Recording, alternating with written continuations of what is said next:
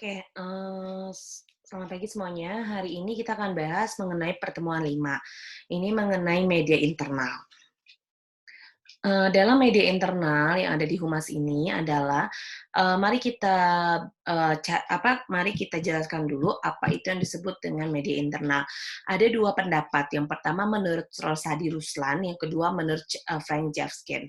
Kalau misalnya, Rosadi Ruslan mengatakan bahwa media internal ini adalah media yang dipergunakan untuk kepentingan kalangan terbatas non komersial yang digunakan dalam aktivitas VR.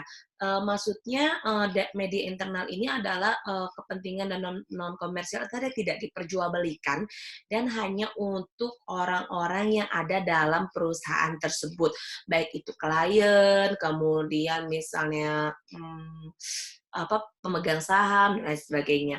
Kalau Janskin mengatakan bahwa media internal ini adalah suatu sarana dalam penyampaian dan penerimaan informasi yang bersifat internal. Jadi kalau misalnya Jamskin lebih spesifik, kalau misalnya media internal ini hanya khusus untuk staf dan pegawainya saja. Seperti misalnya kalau di Unicom itu media internalnya ada yang namanya majalah kampus atau Birama. Itu tidak diperjualbelikan dan itu hanya beredar di sekitaran kampus saja. Kemudian kalau misalnya bersifat eksternal, itu akan beda lagi. Biasanya medianya salah satunya adalah katalog, itu juga merupakan media eksternal, media humas tapi dalam bentuk eksternal karena akan dikonsumsi oleh publik atau masyarakat atau konsumennya. Nah, misalnya diarahkan ke pihak tertentu seperti biasanya bersifat non komersial atau dijual belikan ya.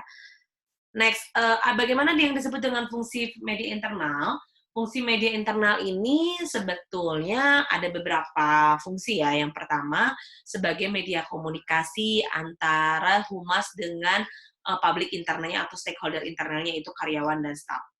Kemudian sebagai sarana informasi, sebagai pendidikan untuk masyarakat untuk karyawannya, juga sebagai hiburan dan juga sebagai pengetahuan. Nah, kenapa sih perlu ada media internal supaya karyawan dan staf yang ada di perusahaan tersebut up to date atau memiliki informasi terkini tentang perkembangan yang ada di perusahaannya.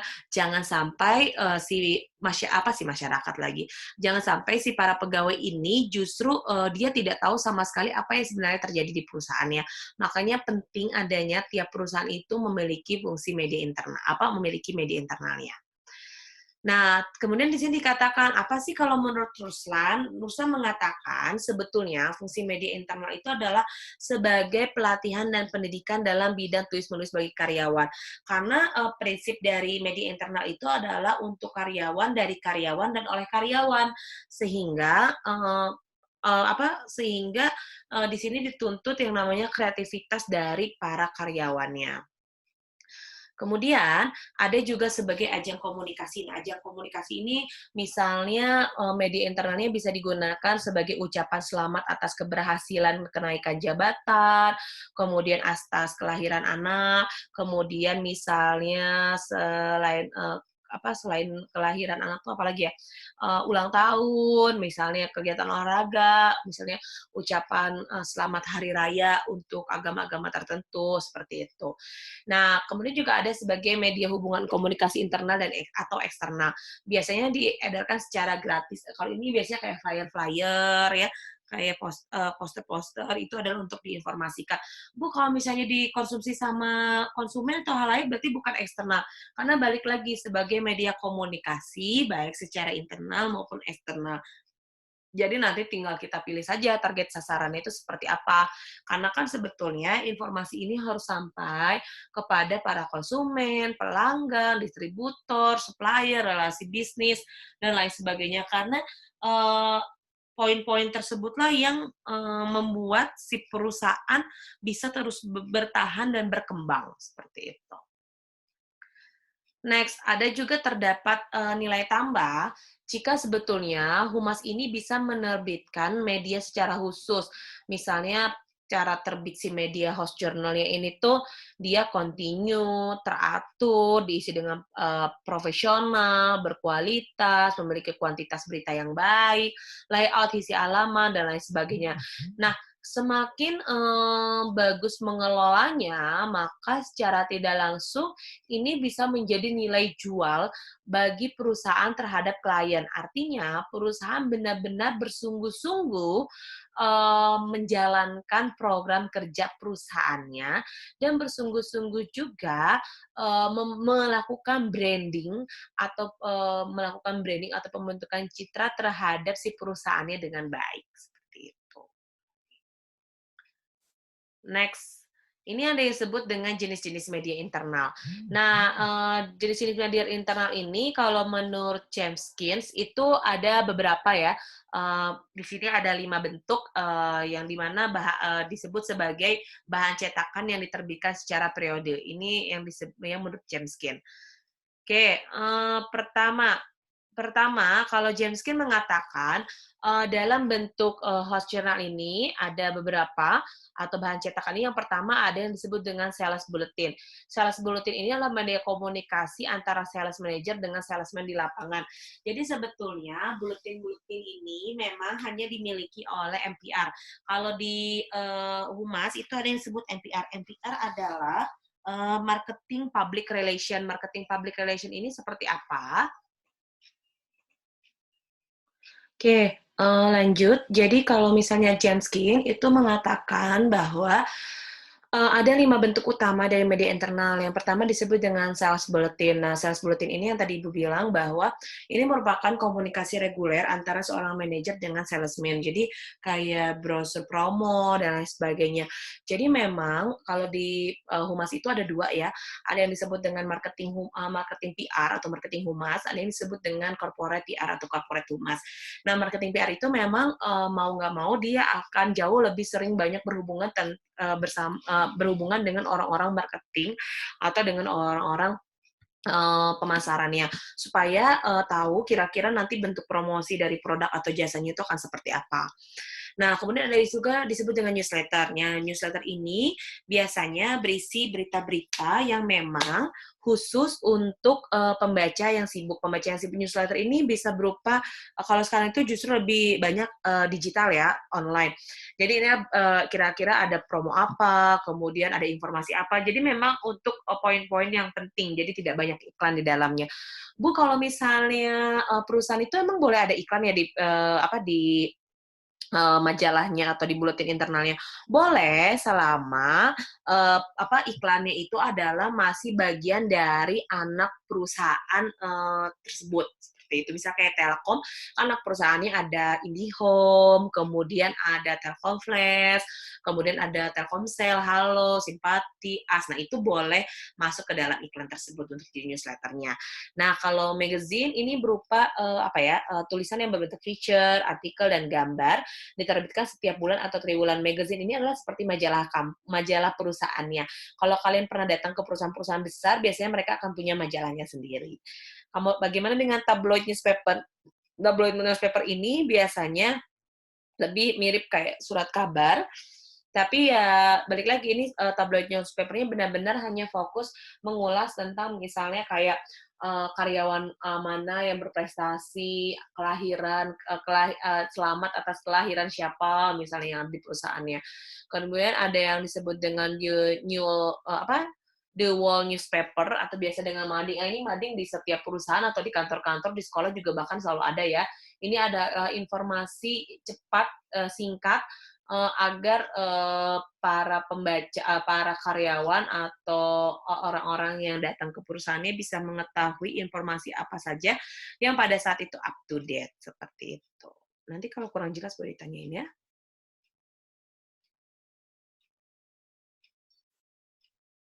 Oke. Next, ini kita lanjut, apa sih yang ini jenis-jenis media internal kalau misalnya secara umum ada apa aja? Nah, jenis-jenis media internal kalau misalnya diinformasikan secara umum, kita jelaskan satu-satu ya. Oke, ini ada yang pertama adalah jurnal internal. Nah, jurnal internal ini biasanya memuat segala informasi yang terjadi dalam lembaga. Jadi ini yang benar-benar memang jurnal hanya sekedar informasi saja. Ibu yakin kalian pasti jauh lebih tahu ya. Biasanya memuat segala informasi yang lebih khusus untuk para anggotanya. Nah, kemudian yang disebut dengan papan pengumuman atau mading tadi, biasanya juga ada di setiap perusahaan. Kemudian ada kaset video, kalau kaset video ini, lebih kepada, rekaman-rekaman yang nanti akan ditonton secara artifaktual. Jadi kalau misalnya kalian datang ke museum, selalu diulang-ulang, misalnya film-film dokumenter atau dan lain sebagainya, itu merupakan kaset visual dan menjadi, sarana, apa ya, sarana media internal bagi perusahaannya. Kemudian ada yang disebut stasiun radio sendiri. Stasiun radio sendiri kalau kayak di Unicom ya, di Unicom itu udah punya radionya sendiri, ada radio Unicom, ada radio hits Unicom, itu kan beda ya. Nah, kalau di IKA tuh ada radionya sendiri. Nah, karena itu menghubungkan sebetulnya program-program yang ada di perusahaan tersebut, jadi terbatas yang bisa mendengarkan siaran radionya. Kemudian yang kelima, ada jaringan telepon internal. Jaringan telepon internal ini biasanya hal-hal yang akan disampaikan melalui telepon yang ada di wilayahnya, apa di perusahaannya. Jadi ada perusahaan-perusahaan dia karyawan itu nggak bisa nelfon keluar, teleponnya hanya bisa terhubung antara satu line dengan line lain, misalnya antara satu divisi dengan divisi lain, tapi tidak bisa telepon keluar. Itu biasa terjadi. Dulu ibu waktu di kantor seperti itu biasanya. Next, ada yang disebut dengan kotak saran. Kotak saran ini merupakan keluhan karyawan, berarti kritik dan saran. Nah, ini biasanya beda-beda ya. Ada yang dia memang berbentuk kotak, ada yang sekarang menggunakan email. Sekarang semua teknologi sudah canggih, kritik dan saran bisa dilakukan melalui media digital. Kalau di beberapa tempat mungkin kita akan diberikan secari kertas atau diberikan koin. Koin ini penanda apakah suka atau tidak suka terhadap pelayanannya. Biasanya nanti ada icon-icon, kalau suka dia akan smile ikonnya, kalau misalnya tidak suka biasanya dia akan sad seperti itu, atau tidak suka dengan pelayanannya. Itu sebetulnya sebagai kotak saran. Nah, kemudian ada intensi bicara. Intensi bicara ini biasanya memperoleh metode untuk memperoleh umpan balik dari para pegawai perusahaan dengan membuka nomor telepon khusus sehingga setiap pegawai dapat menghubungi pimpinan perusahaan secara langsung tanpa harus melalui liku-liku. Jadi sebenarnya ini hotline langsung dengan pimpinan perusahaan. Tapi biasanya jarang sih, terbatas karena pimpinan perusahaan itu pasti tidak akan mau menerima banyak komplain dari karyawan. Jadi biasanya akan diwakili oleh manajer-manajer area atau kepala-kepala divisinya masing-masing. Biasanya seperti itu. Kemudian ada yang disebut dengan siaran umum. Apa sih siaran umum? Siaran umum ini adalah bagaimana supaya kita bisa menyampaikan pesan-pesan manajemen kepada pegawai dengan menggunakan suara, atau biasanya pengumuman-pengumuman kepada Bapak Nando, kami tunggu kehadirannya di ruang rapat. Nah, biasanya kayak gitu, pengumuman-pengumuman kayak gitu ya, dan itu hanya bisa didengar di satu kantor tersebut atau satu perusahaan tersebut. Ada yang disebut dengan obrolan langsung. Obrolan langsung ini adalah sikap terbuka. Jadi ketika kita ketemu dengan pihak manajemen, HRD, kepala cabang ataupun misalnya manajer dan lain sebagainya, ini merupakan salah satu media internal yang sebenarnya cukup efektif ketika kita bisa memberanikan diri berbicara dengan atasan tersebut. Tapi masalahnya kadang kita takutnya kalau kita ngomong nanti takut dipecat. Begitupun biasanya orang manajemen atau orang pimpinan segan atau males untuk membuka pembicaraan kepada karyawan karena takut karyawannya banyak nuntut. Biasanya seperti itu. Next, kemudian ada yang disebut Dewan Pekerja. Apa sih Dewan Pekerja? Dewan Pekerja ini adalah metode untuk membina hubungan antara pimpinan dan bawahan. Nah, Dewan Pekerja ini biasanya nanti ada lagi strukturnya, beda lagi. Makanya kenapa ada yang disebut kalau para pegawai atau buruh-buruh pabrik itu ada yang namanya serikat buruh. Nah, serikat buruh adalah untuk membela hak-hak para pegawai untuk dibayarkan dan kewajiban para perusahaan untuk membayar hak si para buruh ini. Nah, ada juga dewan pekerja tersendiri. Nah, ini beda-beda. Ada yang memang dewan pekerjanya dilakukan secara umum, ada yang secara umum itu gabung dengan yang ada di luar, atau dewan pekerja yang khusus ada di perusahaan tersebut. Begitu. Next, di sini kalau Suranto mengatakan sebetulnya media internal ini adalah diperuntukkan bagi publik internal perusahaan saja sebetulnya. Ya balik tadi, publik internal perusahaan itu ada apa? Ada siapa saja, ada pimpinan, anggota, pegawai, dan lain sebagainya. Jadi benar-benar terbatas ya. Kalau misalnya sebetulnya kalau isi di media internal ini ya isinya apa aja sih? Pertama, itu pasti ada berita tentang karyawannya, kesejahteraan yang diberikan perusahaan terhadap karyawan, perusahaannya melakukan kegiatan atau program apa saja, ada pelatihan apa saja di perusahaannya, ada profil karyawan, misalnya profil karyawan ini karyawan teladan, biasanya itu masuk ke dalam media internalnya, supaya memotivasi para karyawan lainnya untuk semangat lagi bekerja. Kemudian berbicara tentang aspek-aspek manajemen yang ada di dalamnya, kira-kira ada aturan baru atau tidak, membahas mengenai produk atau jasa, produk jasanya baru atau tidak, misalnya seperti itu. Pengetahuan populer itu seperti wawasan kayak secara umum lah garis besarnya. Kemudian ada surat pembaca. Nah, surat pembaca ini adalah biasanya saran dan kritik dari para konsumen yang memang sudah menggunakan jasa kita. Ada tulisan-tulisan dari para karyawan, kemudian biasanya ada isi humor atau misalnya ada kuis TTS. Ini terserah sih biasanya isi beritanya bisa rata-rata seperti itu untuk media internal. Nah, kemudian bagaimana dengan jurnalistik media internal? Nah, kalau kerja jurnalistik media internal itu sebetulnya ada beberapa ya, ada 3. Pertama, attitude. Nah, kan kita nanti akan kerjasama dengan apa sih dengan pihak media. Nah kalau dengan pihak media biasanya pola kerja wartawan media internal ini tidak berbeda dengan media umumnya. Ibu pernah bilang kalau misalnya di apa di wilayah apa di kayak pemda-pemda kayak gitu biasanya suka ada wartawannya sendiri khusus. Nah, jadi dia akan mengolah informasinya sendiri. Kalau sudah oke baru nanti dia akan publish ke masyarakat. Nah, apa saja sih yang termasuk jurnalistik media internal? Pertama ada attitude. Attitude ini seperti apa? Bagaimana cara kita mentaati kode etik jurnalistiknya? Jangan sampai kita ingin terekspos lebih besar, tapi kita lupa dengan kode etik jurnalistik yang ada pada media tersebut. Kemudian bagaimana supaya kita punya kemampuan mengasah keterampilan jurnalistik? Artinya karyawan juga harus melatih diri untuk mampu memiliki kemampuan menulis yang baik. Dan juga itu harus dibarengi dengan knowledge, yaitu adalah wawasan dan pengetahuan seputar bidang tulisan dan bagaimana masalah yang akan dikaji. Sehingga secara tidak langsung para karyawan tersebut itu bisa menulis beritanya sendiri dengan akurat, terpercaya, tidak jauh berbeda dengan tulisan-tulisan para wartawan yang di luar sana. Makanya kenapa beberapa perusahaan itu biasanya menerima para jurusan jurnalistik untuk kerja di humas, karena tugasnya untuk seperti ini. Nanti dia akan bantu untuk di media internalnya, gitu. Nah, jadi sebetulnya di sini, kelemahan dalam bahasa jurnalistik itu lebih kepada, jurang pembedanya adalah, media internal atau media, komersil. Sebenarnya yang paling sederhana, yang paling membedakan sekali adalah bentuk tulisannya. Kalau media internal itu jauh lebih kaku. Kenapa lebih kaku, formal, dan tidak dinamis, atau lebih stabil?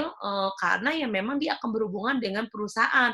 Jadi nggak bisa menulis begitu saja berita, banyak sekali verifikasi yang harus dilakukan, banyak sekali layer yang memang harus ditempuh supaya itu layak tampil. Karena supaya tulisannya itu tidak menjatuhkan perusahaan sama sekali. Meskipun misalnya perusahaannya sedang dalam kondisi bangkrut ataupun dalam kondisi sulit seperti itu. Beda kalau misalnya media eksternal justru kita bebas menuliskan apa saja sesuai dengan kode etik jurnalistik sehingga membuka wawasan dan hazana yang lain. Kalau misalnya di perusahaan itu jauh lebih rigid biasanya. Seperti itu. Ini kalau misalnya ada yang kurang jelas untuk materinya, nanti bisa ditanya di grup ya, nanti tolong dicatat dengan lebih baik. Terima kasih pertemuan 5 saat ini sudah